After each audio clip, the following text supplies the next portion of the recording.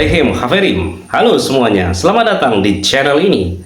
Di video kali ini kita akan membahas perintah pertama yang tertulis di kitab Keluaran 20 ayat 3. Jangan ada padamu ilah lain di hadapanku. Ayat ini mengingatkan kita untuk mengutamakan Elohim di atas segala sesuatu dalam hidup kita. Menolak perintah ini tidak hanya mengabaikan kebenaran, tapi juga layak disebut sebagai pendusta dan nabi palsu. Mari kita selami lebih dalam makna penting dari ayat ini dan bagaimana kita bisa menerapkannya dalam kehidupan sehari-hari.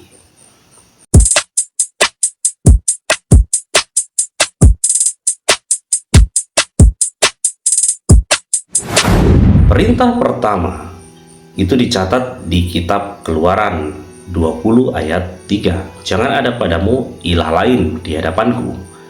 Ayat ini memberitahu kita untuk mengutamakan Elohim. Perintah pertama terletak pada fondasi terpenting yang di atasnya semua perintah-perintah lainnya dibangun. Bagaimana kita mengutamakan Elohim dalam sebuah dunia yang menyita kesibukan kita sehari-hari? Ilah lain adalah apa yang diutamakan orang di hadapan Elohim. Ilah lain bisa merupakan apa saja: harta, keinginan, tujuan, atau bahkan orang yang kita perlakukan lebih istimewa daripada Elohim. Apa perintah pertama? Perintah pertama adalah Elohim memulai 10 perintah itu seperti, "Akulah Yahweh Elohimu yang telah membawa engkau keluar dari tanah Mitsraim, dari rumah perbudakan.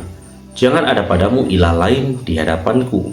Dalam Keluaran 20 ayat 2 hingga ayatnya yang ketiga. Apa yang dimaksud perintah pertama itu? Yang dengan jelas menegaskan dan mengatakan, jangan ada padamu ilah lain di hadapanku. Artinya ialah bahwa kita harus mengutamakan Elohim di dalam hidup kita. Kita harus lebih mengutamakan atau mementingkan Elohim dari siapapun atau dari apapun di dalam hidup kita. Elohim mengasihi kita secara mendalam, sehingga dengan demikian kita harus mengasihi Dia dengan segenap hati kita.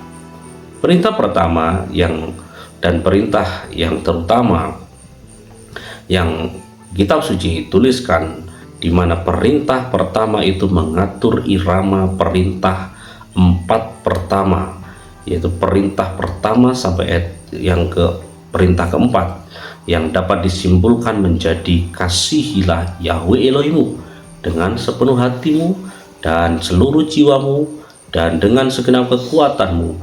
Di dalam Ulangan 6 ayat 5, Yeshua masih menyebut perintah ini sebagai perintah yang pertama dan yang paling utama di dalam Matius 22 ayat 37 dan 38. Perintah pertama dan teladan Yeshua Mesia memberikan teladan dengan mengutamakan Elohim.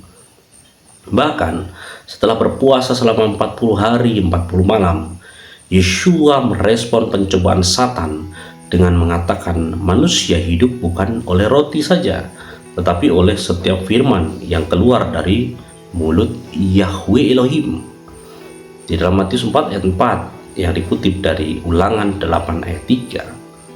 Hidup dari setiap firman Elohim mencakup suatu komitmen untuk selalu mendengar kepada apa yang diajarkan Elohim Yahweh kepada kita. Dan di dalam kitab suci, serta kita tidak bersandar pada pengertian kita sendiri. Dalam Amsal 3 ayat 5-6, dalam menghadapi pencobaan-pencobaan Satan, Yeshua juga mengutip 2 ayat lain dari kitab Ulangan ketika Satan menyalahartikan di dalam kitab Tehillim atau Mazmur 91 untuk mencobai Yeshua dengan mengatakan melompat dari hubungan bait suci. Yeshua mengutip Ulangan 6 ayat 16 jangan kamu mencobai Yahweh Elohimmu, dalam Matiyahu 4 ayat 7. Kita tidak boleh memperlakukan Elohim seperti jin yang memberikan tawaran kepada kita untuk melindungi kita meskipun kita melakukan sesuatu yang bodoh. Satan kembali mencobai Yeshua untuk seketika itu menerima kerajaan dunia ini tanpa harus memperjuangkannya, termasuk penyalibannya. Satan berkata, dia akan memberikan semua itu jika Yeshua sujud menyembahnya di dalam ayat yang ke-9.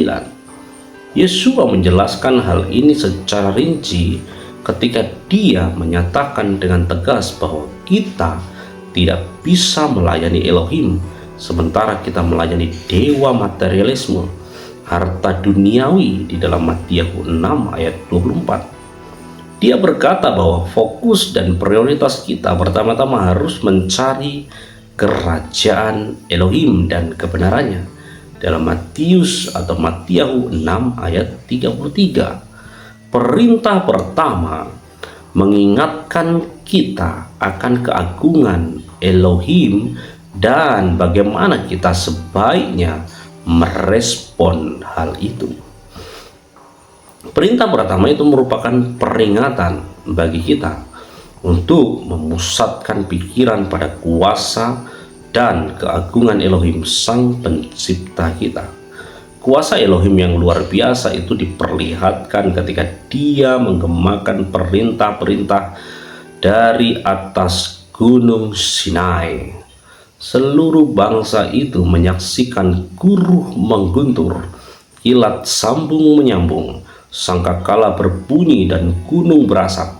Maka bangsa itu takut dan gemetar, dan mereka berdiri jauh-jauh di dalam Keluaran 20 ayat 18. Hormat dan kekaguman terhadap kuasa Elohim yang luar biasa itu adalah hal yang baik, itu hal yang luar biasa. Mose memberitahukan bangsa Israel apa maksud tujuan Sang Pencipta kita akan hal itu. Janganlah takut, sebab Elohim datang dengan maksud untuk mengujimu, sehingga rasa takut akan Dia ada padamu, supaya kamu tidak berbuat dosa di dalam Keluaran 20 ayat 20. Jadi, ini penting dalam hidup kita. Raja Salomo yang penuh hikmat menjelaskan bahwa takut akan Yahweh adalah permulaan pengetahuan, tetapi orang bodoh menghina hikmat dan didikan, dalam Amsal 1 ayat 7. Dan Yeshua HaMashiach mengajarkannya dalam perspektif untuk dipahami murid-muridnya. Dan janganlah kamu takut kepada mereka yang dapat membunuh tubuh, tetapi yang tidak berkuasa membunuh jiwa. Takutlah terutama kepada Dia yang berkuasa membinasakan baik jiwa maupun tubuh di dalam neraka. Matius 10 ayat 28. Kita manusia cenderung takut pada orang atau manusia yang kelihatan dan mengabaikan Elohim yang Maha Kuasa yang tidak kelihatan. Dan Yeshua HaMashiach melanjutkan hal ini dengan sebuah perbincangan bersama murid-muridnya tentang keagungan Elohim kita yang luar biasa itu. Elohim yang memperhatikan setiap burung pipit yang jatuh ke bumi, dan bahkan setiap rambut di kepala kita pun terhitung olehnya. Dan dengan kuasa yang begitu hebat, luar biasa, Yeshua berkata, sebab itu janganlah kamu takut, karena kamu lebih berharga daripada banyak burung pipit di dalam Matiyahu 10 ayat 31. Bentuk takut yang benar akan Elohim bukanlah takut seperti menghadapi teror, tetapi takut rasa hormat yang mendalam, yang mengakui kuasa dan kemuliaan Elohim dan menempatkan Dia di atas segala-galanya di dalam hidup kita. Bentuk hormat yang sehat ini hendaknya bertumbuh sehingga kita mengapresiasi kasih Elohim dan hukum-hukumnya serta jalan hidupnya secara mendalam. Kita harus bertumbuh dari ketaatan karena takut menjadi ketaatan, karena kasih kita kepada Elohim. Itu alasannya di dalam 1 Yohanes 4 ayat 18 dan 5 ayat 3. Pelanggaran perintah pertama karena tidak mengutamakan Elohim. Ada banyak lubang perangkap dan godaan yang bisa membawa kita kepada situasi di mana melanggar perintah pertama itu. Perintah ini bukan sekedar tentang ilah paganisme atau agama palsu. Segala sesuatu yang kita jadikan sebagai prioritas yang lebih tinggi daripada Elohim menyebabkan kita berdosa. Dan hal ini fatal. Keangkuhan yang pada umumnya menjadi kegagalan manusia melanggar perintah ini dengan menempatkan diri kita di atas Elohim. Sebagaimana Yakobus menuliskan, Elohim menentang orang yang sombong, tetapi Dia memberi anugerah kepada orang yang rendah hati. Karena itu, tundukkanlah dirimu kepada Elohim, lawanlah Satan, maka ia akan lari daripadamu. Mendekatlah kepada Elohim, dan Dia akan mendekat kepadamu. Basuhlah tanganmu, hai orang berdosa, dan bersihkanlah hatimu, hai orang yang mendua hati. Bersedih, meratap, dan menangislah. Biarlah tawamu menjadi ratapan dan sukacitamu menjadi duka cita. Rendahkanlah dirimu di hadapan Yahweh, maka Dia akan meninggikan kamu. Itu yang tertulis di dalam Yakobus 4 ayat 6 sampai ayat yang ke-10. Kita perlu mencari pertolongan Elohim untuk melihat hal-hal dari sudut pandangnya, untuk keluar dari pandangan dunia kita yang egois. Kitab suci juga mengingatkan kita akan kegagalan manusiawi kita, yakni kelalaian dan pengabaian kita di dalam Ulangan 8 ayat 11 hingga 19. Baik waktu senang maupun waktu susah dapat menguji komitmen kita, entah kita mengutamakan Elohim atau tidak. Bagaimana kita merespon di saat pencobaan datang dan menunjukkan kepada Dia, entah kita selalu menempatkan Elohim di atas segalanya atau tidak. Kitab suci menegaskan perintah pertama itu dalam penyembahan, bahwa sebab kamu harus menghancurkan mezbah-mezbah dan merobohkan patung-patung mereka. Kamu juga harus menghancurkan tiang-tiang berhala mereka, sebab kamu tidak boleh menyembah kepada ilah lain, karena Yahweh yang namanya pencemburu. Dialah Elohim yang cemburu. Di dalam Keluaran 34 ayat 13 dan 14. Elohim mengasihi kita dengan kasih yang begitu besar. Dia cemburu terhadap siapapun dan apapun yang akan membodohi kita atau mengibuli kita atas hubungan yang benar dengan Dia. Dia Elohim yang sangat cemburu. Elohim juga memberitahu kita bahwa Dia mengutus nabi-nabinya dalam rangka memperingatkan kita untuk tidak melanggar perintah pertama dan kedua itu, janganlah mengikuti ilah-ilah lain untuk melayani mereka dan untuk menyembah mereka, serta janganlah membangkitkan amarahku dengan perbuatan-perbuatan tanganmu, maka aku tidak akan mencelakakan kamu. Di dalam kitab Yeremia 25 ayat 6. Hal itu sangat jelas. Tetapi seringkali orang tidak mengindahkan, dan Elohim yang panjang sabar dan yang walaupun Dia lambat marah memperingatkan kita akan kegeramannya yang benar dan adil itu. Kitab suci dengan jelas mengingatkan kita akan datangnya hari Tuhan, datangnya hari Yahweh sebagai saat di mana kegeramannya akan diperlihatkan dengan penuh kuasa untuk menggenapi maksud tujuan yang Dia telah rencanakan. Syukurlah setelah kegeramannya berlalu, akan datang saat kedamaian yang indah dan yang hakiki.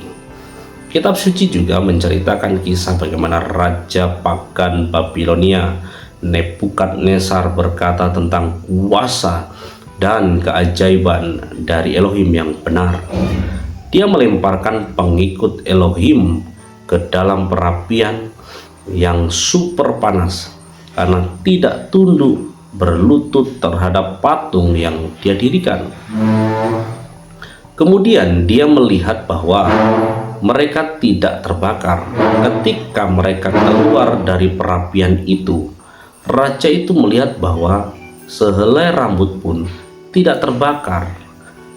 Jadi Nebukadnezar berkata, "Terpujilah Elohim Sadrak, Mesak, dan Abednego yang telah mengirim malaikatnya dan yang telah melepaskan hamba-hambanya yang percaya kepadanya. Mereka telah melanggar perintahku dan lebih memilih untuk mati daripada memuja dan menyembah ilah manapun selain Elohim mereka sendiri." Siapa Elohimnya Sadrak, Mesak, dan Abednego? Yang nama aslinya Hananya, Misael, dan Azaria tidak lain adalah Yahweh Elohim, Yahweh Shefaot.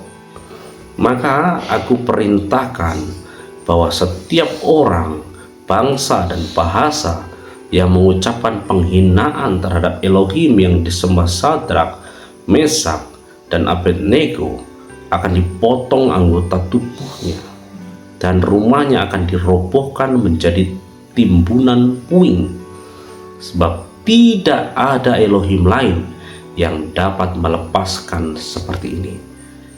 Bisa Anda buka di dalam Daniel 3 ayat 28 dan 29. Jangan ada ilah lain di hadapanku.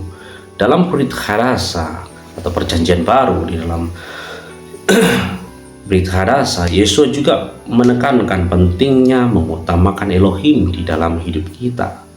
Sebelum kita memiliki apapun untuk hidup kita, tepatnya sebelum ayat bacaan terkenal ini yang berbunyi, "Carilah dahulu kerajaan Elohim dan kebenarannya," di dalam Matius 6 ayat 33, dia berkata, "Tidak seorang pun sanggup mengabdi kepada dua tuan, karena ia akan membenci yang satu dan mengasihi yang lain, atau ia akan mematuhi yang satu dan mengabaikan yang lain.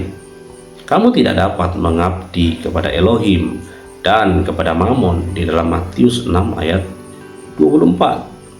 Mamon artinya harta atau kekayaan, terutama yang sifatnya dapat merendahkan, apalagi menolak Yahweh Elohim dan menghujat namanya.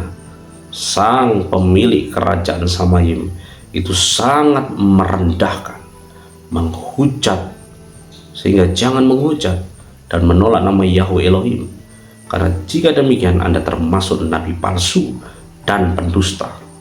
Bapa pendusta adalah Satan. Jika kita mengikuti dan menjadi pendusta, kita adalah anak-anak Satan. Sehingga mari kita datang kepada Dia, pemilik Samayim.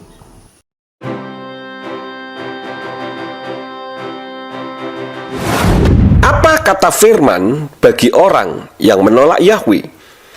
Yang pertama, pendusta dan nabi palsu.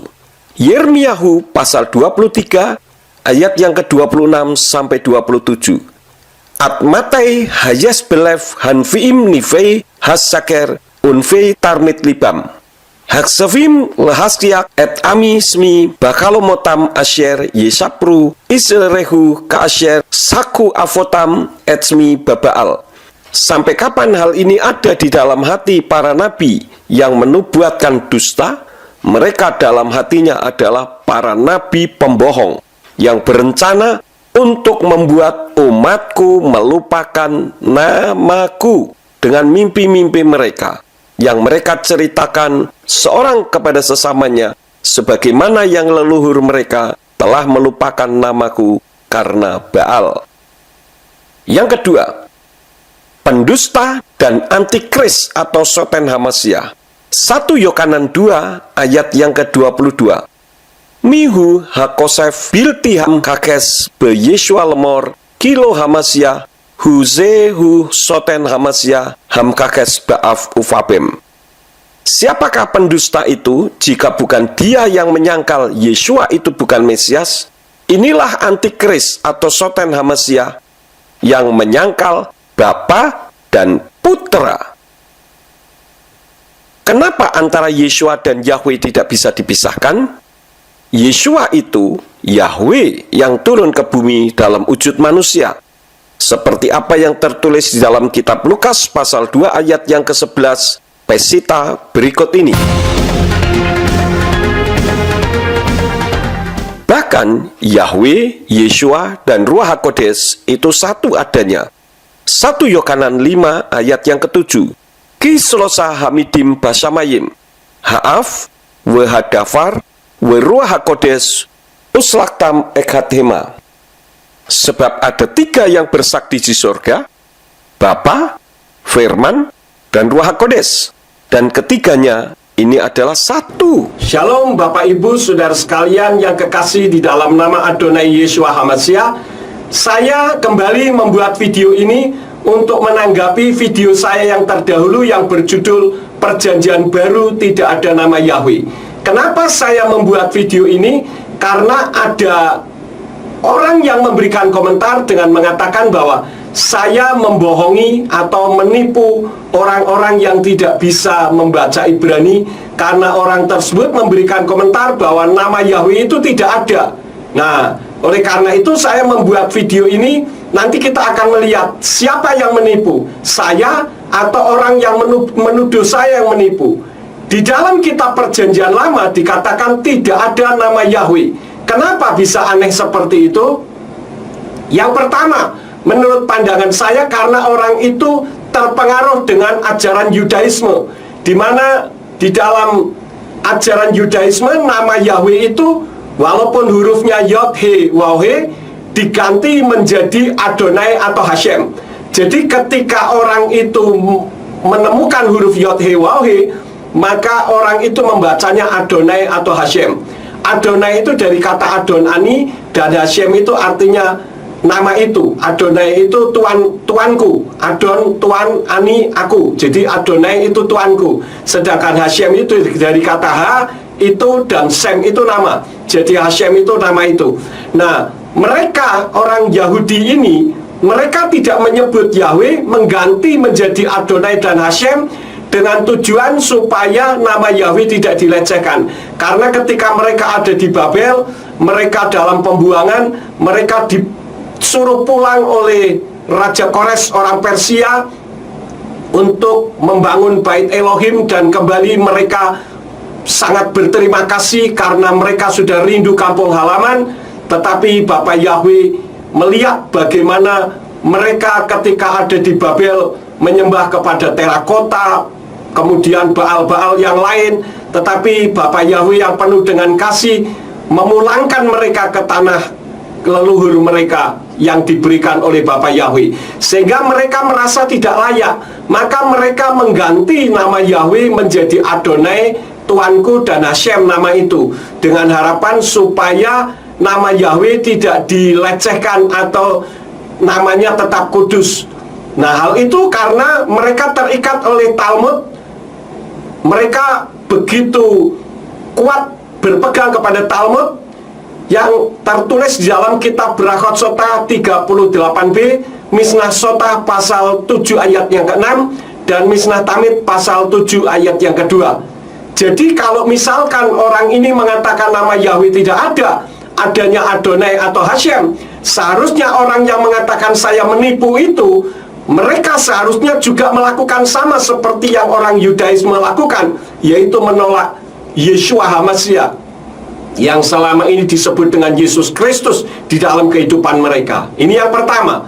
Yang kedua, ada orang yang mengatakan nama Yahweh tidak ada karena yang ada YHWH. Sebetulnya Bapak Ibu saudara sekalian, YHWH itu merupakan transliterasi dari huruf Yod, He, Waw, He. Seperti misalkan Alef di dalam salah satu abjad Ibrani, Alef itu bisa dibunyikan A, bisa dibunyikan I, bisa dibunyikan U, bisa dibunyikan O, tergantung dari kata dari sebuah kalimat yang ada di dalam bahasa Ibrani. Jadi bisa A, I, U, E, O, ya. Kemudian bet itu merupakan transliterasinya B atau V. Gimel itu kalau ditransliterasi menjadi G. Kalau dalet itu D. Kemudian He itu H. Kemudian waw itu W, dan lain-lainnya.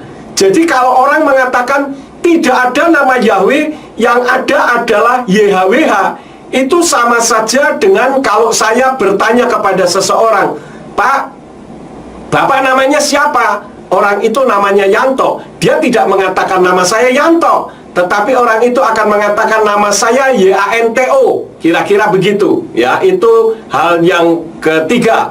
Kemudian ada yang mengatakan bahwa Yahweh itu tidak ada, yang ada adalah YHVH. Nah, dari keterangan transliterasi yang saya tadi sampaikan, kalau di dalam bahasa Indonesia orang mengatakan YHVH, seharusnya membacanya bukan Yahweh tetapi Yahbe atau Yahve. Memang kalau di dalam bahasa Inggris benar karena pronunciation-nya mendekati sama. Tetapi yang saya maksud adalah karena kita ada di Indonesia, maka transliterasinya adalah Yod-He Waw-He, YHWH. Nah, kalau orang tersebut mengatakan bahwa di dalam perjanjian lama pun tidak ada nama Yahweh, saya ingin untuk saudara bisa melihat di dalam kitab Yesayahu atau Yesaya pasal yang ke-42 ayat yang ke-8. Di sana berbunyi, Ani Yahweh Husmi, aku Yahweh itu namaku. Jadi saudara-saudara, Yahweh itu bisa dibunyikan. Oleh karena itulah kalau saudara ingin tahu bahwa saya menipu atau tidak, coba saudara klik di transkrip saya ini. Di sana saya memberikan link bagaimana orang Yahudi mengajar membaca Ibrani, dan sekaligus juga ada cara untuk menyebut rangkaian huruf Ibrani Yod-He Waw-He. Nah, dengan demikian saudara akan tahu siapa yang menipu, saya atau orang yang menuduh saya menipu. Ini saja yang saya sampaikan kepada Bapak Ibu saudara sekalian. Kiranya video ini memberkati.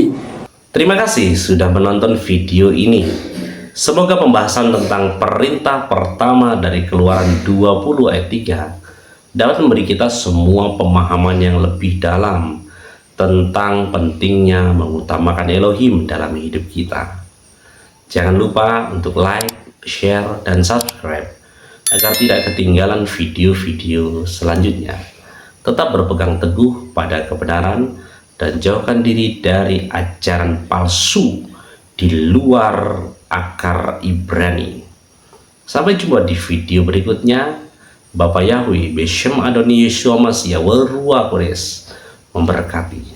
Shalom.